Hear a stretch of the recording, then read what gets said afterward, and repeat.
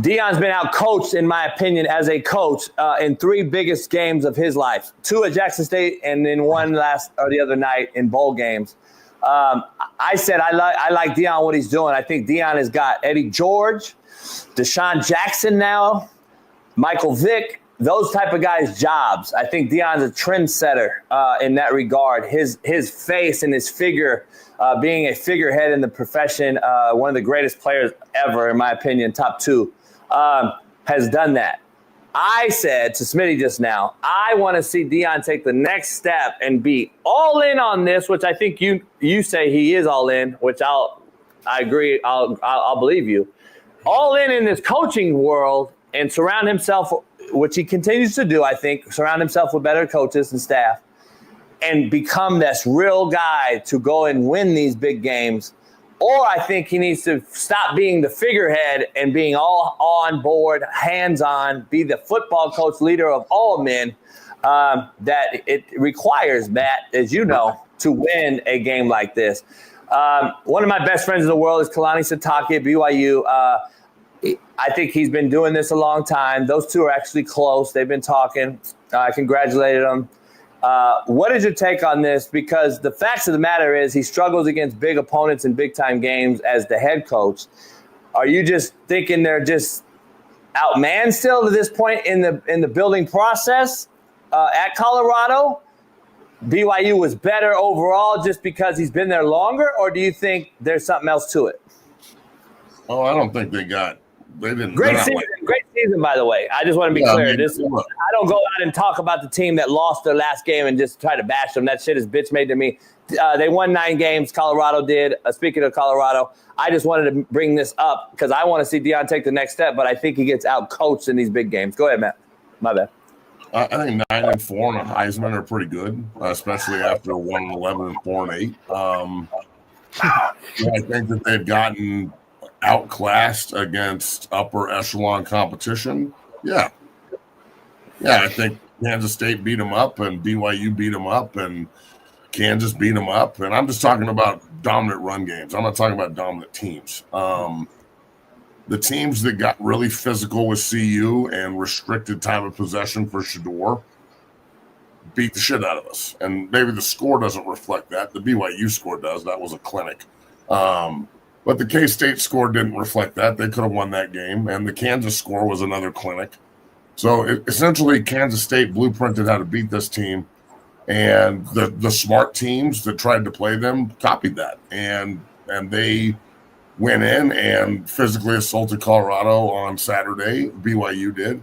And, you know, the big 92, Beatty, their defensive end, I tip my cap to that man. He was absolutely destroying everybody at the point of attack. Yeah. There's this old line where coaches can't play. I can't play for you. I say it to my guy. I'm about this 8 o'clock group that's walking in right now, full of defensive linemen. I'm going to say it to them right when I get done off the show and walk in there and they're done with their warm-up. I'm going to say, I can't train for you today. I can't do it for you. So you're either going to give me something or you ain't. You're either going to play or you ain't. And it looked to me like everybody – I've been to the Alamo Bowl before in 2002. It's a huge vacation. There's lots of distractions. I mean, the shit I was hearing that they were doing down there, it seems like they're college kids, and that's what they were doing. They were in a college bowl game, and some guy, I don't think a lot of people took it very seriously and thought that they were just going to roll BYU, and BYU went down there and locked themselves in the hotel and probably didn't drink and party that much and, you know, went out and rolled us. Now, I'm not going to sit here and act like it's a good thing. Losing a bowl game isn't a good thing, but it's not the end of the world. You know, getting there, it's like, kind of like a championship game. I'm not going to penalize them for going to a bowl game, especially a good one. So I think that what Coach Prime has done up to this point has been phenomenal. But I also think that they really need to look at themselves in the mirror and get better off of this. Like, we shouldn't be scouting Delaware, Georgia Tech, and Wyoming our first 3 next year. We should be scouting ourselves. Like, they just lost 2 coaches. They're going to lose a couple more. I'd assume that's what good coaching staffs do. They lose coaches. Like, they've really got to figure out how to run the football between the tackles out of 11 personnel. They've got to get more creative in their run scheme. They've got to move the pocket more. especially like now that Shador's gone and you don't have a magic man at quarterback and you don't have the best player in the country roaming around at receiver and DB, those two won you games that you weren't supposed to win. So now you've got to fall back on fundamentals and coaching and support. Are you going to support Sloter, the new quarterback from Liberty, who is not the same guy Shador is? He can run more. Are we going to get more creative in our zone read schemes? Are we going to get more creative in our pin and pull schemes? Are we going to get more physical at the point of attack? The thing that really kills me, and I've been saying this since the Kansas State game where we got just bludgeoned and they had over 250 yards rushing. We had negative 29, the worst day in Colorado history. I've been saying this forever, but until we decide to support the quarterbacks, they have to do everything. And by the end of the year, Shador was back to the everything mode. So I don't know Juju and Sloter and Salter, whatever the kid's name is. Yeah. I don't know them well enough to talk on whether or not they can succeed with the same kind of offensive scheme that Shador did. But I'm going to guess it's no. I'm going to just go out and guess it's a no. So I would hope that they start running the football, assaulting the line of scrimmage. They've got that big tackle from A&M that just came in the transfer portal. He played, on the other side of Trey Zune. He's a good player. It's not that they don't have the talent. Now they've got to go really look at themselves in the mirror and say, who do we want to be going into next year? Because they can transform year in and year out. There's no law saying they can't. And that goes back to your point, coaches. Are we going to fully invest in the coaching thing? And are we just going to dive straight into this and develop a real football team? Now that all the superstars are gone, are we going to develop another real team in Boulder with ferocity and get down and guys that can go to the NFL? Or was this a one-off? You know what I'm saying? I don't think you can, though, Matt. Fair to Dion, being fair to Dion. Let me ask this question: Is it really on the CEO to be the point of development, or do they need to hire coaches that can actually get recruits in, handle the transfer portal, and get those guys in and have the connection to do so, and develop on both sides of the line of scrimmage? That's my thing. Is they had Boyle. He left after a year. They had Loadholt. I didn't expect him to leave. He left after a year. That's not good for the consistency and the maturity of your football team up front. So they need to hire somebody who actually wants to be there that can develop these kids and help with the recruiting part. And I don't know where they're going to find that guy, but I could guess. Here's the thing. There's a lot to dive into on this, Matt Smitty. I don't believe, to be fair to Dion, I don't think you can do what we're discussing anymore in this landscape. Oh, I do. It ain't Dion. It's nobody. I don't believe anyone can. Here's a deep dive that no one's talked about. Because of how the landscape is, in my opinion, there is no more culture building. There is no more program building, in my opinion, because Dion inherited a 1-11 program, but no one wants to discuss that he gutted it and brought in 80 new guys year one, right? And then he did the same thing year two and did the same exact thing and had a better year, right? Because he had, guess what? Better players. And this is going on across America. This is every school. The way the landscape is, I could actually argue and say, listen, did Dion really flip a bad program, or did he get better players than school X, Y, and Z in the first 2 years of their tenure?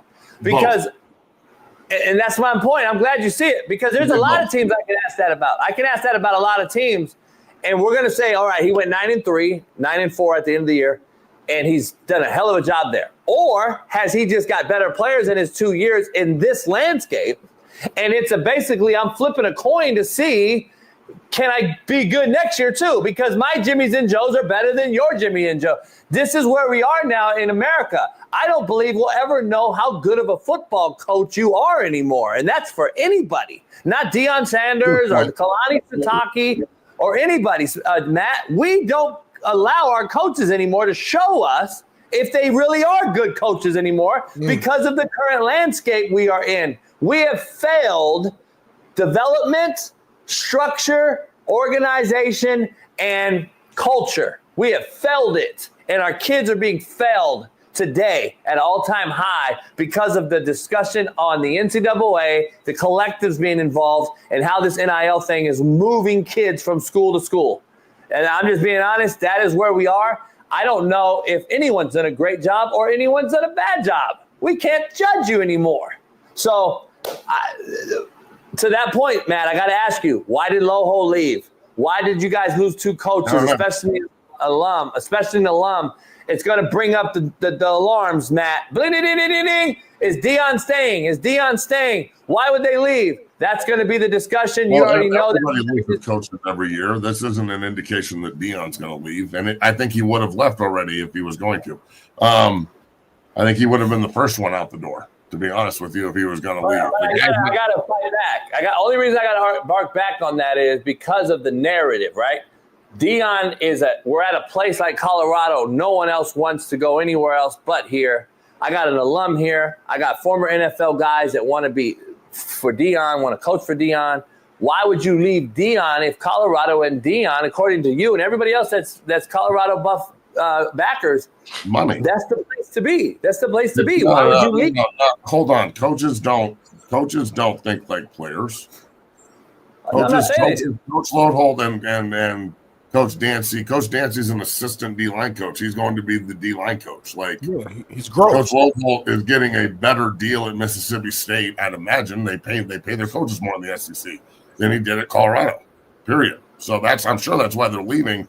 It's just basically for opportunity. Loadhold's going to work for the guy that got him into coaching as well as now the new head coach down there at Mississippi State. So I'm not going to look into the coaches leaving a program. Coaches leave programs like crazy, just like players do these days. So, look, this is what I'll say. I don't know how much coaching you really had to do to make Shedeur and Travis Hunter great. I think that they're just great, okay? The same way where I can't really look at Deion Sanders, Coach Prime, and say, man, Mike Zimmer, when you were in Dallas, is the reason you're a Hall of Famer. No, it ain't true. He's Deion Sanders. So the key is, are you going to stack your team with 4- and 5-star guys that are just elite?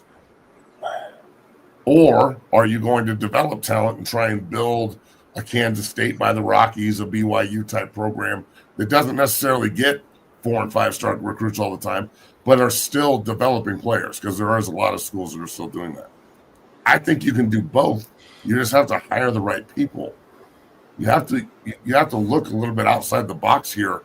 And the same way that Coach Prime was hired outside the box, he needs to think outside the box and stop just going after guys that want to go and jump from job to job to job. That stop hiring guys that want a 1-year rental as your coach for arguably the most important hire on your team other than strength coach.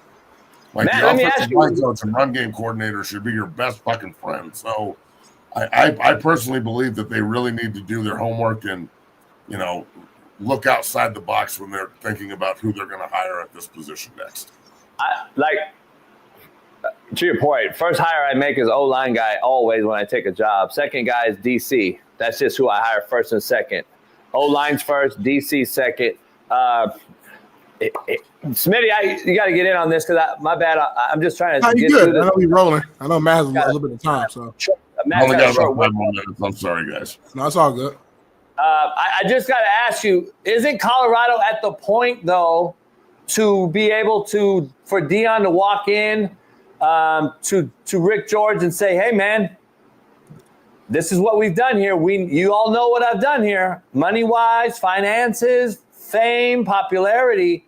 We got to pay Phil Loadholt, and we got to pay these guys if we're going to be taken serious on the national scale. We're no longer in the Pac-12. We can't use the staff pool salary as an excuse when we used to be in the Pac-12 and Colorado was one of the lowest paying conference schools like Oregon State and Wazoo. Now those schools are paying too because now it's no longer that, we're in the shit Pac-12 that don't pay. No, you're now in the Big 12 and you need to go figure this out. I'm just trying to figure out, why isn't that the conversation to hold guys? Or are these guys trying to go because it's the SEC, the narrative? Coach Loadholt, I don't know I know Phil as a friend. and as a colleague, and I respect him, and I think he did a great job in his first year, way better than a lot of the other offensive line coaches that have come in there in the past that I thought were absolutely terrible. But Phil really did a great job, and I think he got an opportunity at an SEC school, and the SEC is the echelon, bro. That's where everybody wants to go coach. Not everybody, but it's where a lot of guys want to go coach. He's went to Oklahoma. They're in the SEC now. I'm sure that he's trying to align himself when Beatonbaugh leaves Oklahoma, which is probably in the next couple of years, to go be the fucking O-line coach at Oklahoma. So you gotta make moves for yourself in the mercenary game of football these days that are conducive to you advancing. That's what football is. Every player, every coach, every man, every GM, everybody's trying to advance. The minute you get on a hamster wheel, it's slow death. So I think that Colorado's on the right path. I think that this offseason's huge. This hire at the offensive line position and run game coordinator is huge. And it's not just like, you can't just hire a guy who's happy to be there. You need to hire a guy that's going to challenge Pat Schumer and his scheme. You're going to need to hire a guy that's going to walk in and challenge Coach Sanders and Coach Prime on what they're thinking that week for the run game.